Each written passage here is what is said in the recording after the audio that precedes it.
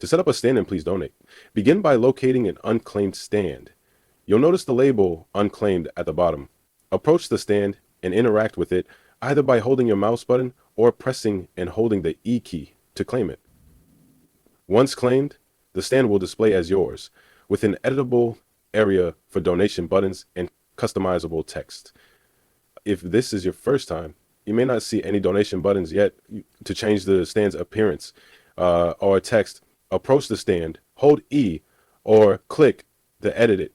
Add your desired text, such as a welcome message, and apply the changes. You can also adjust the look of your booth in the settings, where different models can be selected or purchased. To create donation buttons, you'll need to exit Roblox and go to the Roblox website. On the website, click the Create button at the top. Depending on your account, you might be redirected to various pages. If needed, ensure the URL is set to create. Roblox.com. On a creations page, select your experience or default place and open it. Navigate to associated items on the left, then select passes.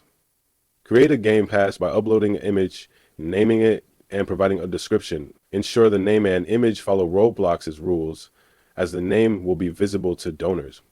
Once uploaded, click Create Pass.